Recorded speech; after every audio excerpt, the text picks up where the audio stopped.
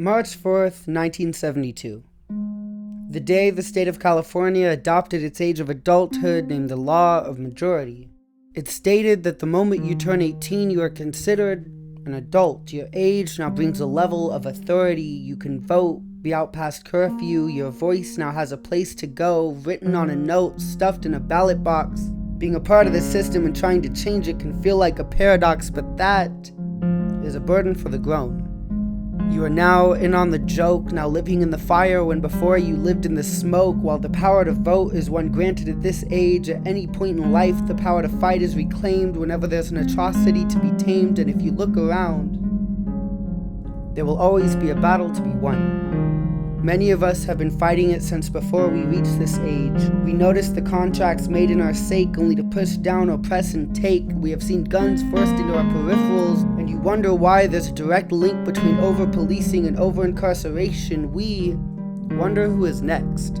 Whose daughter or a son. They say we fight too hard for a problem that can never be fixed nor won, but if you don't try, then you may as well lay there.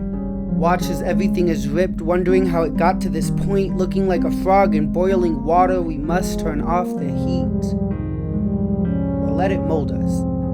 We have been shaped from the burning of oppression, and we have turned the tides. The flames of a social revolution have put our golden state in a blaze of change. A battle of displacement, fighting for a spot in society with rights given by birth and respected by location. So you look around and you can notice.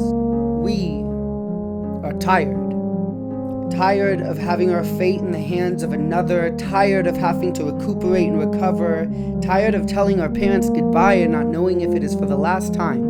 Rather that be through incarceration or deportation, the separation of families is ingrained in the foundation of this nation, one country under God, only home to those we deem worthy. But who really fits the mold? No one who looks like us, so we step off path.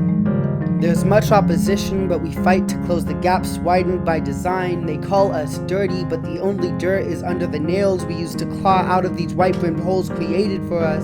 With the path laid out being one that leads to a jail cell, empowerment and autonomy are the strongest form of defiance against a system that relies on complacency, so we swim against the current. Fight this school-to-prison pipeline forged by someone else's design. We have pushed against these hand-stitched walls. We have fought from being forced into the shadows, beaten down and displaced, but just like the sun never crippling under the weight of the endless skies, we will rise. Just like the black and brown faces that have created these spaces, starting these intergenerational movements before us, we will rise. Just like we have been forced to for generations, with our power to organize and refusal to compromise, we will rise. The world is changing. Our city is rising. Will you rise with it, or get left in the rubble of change?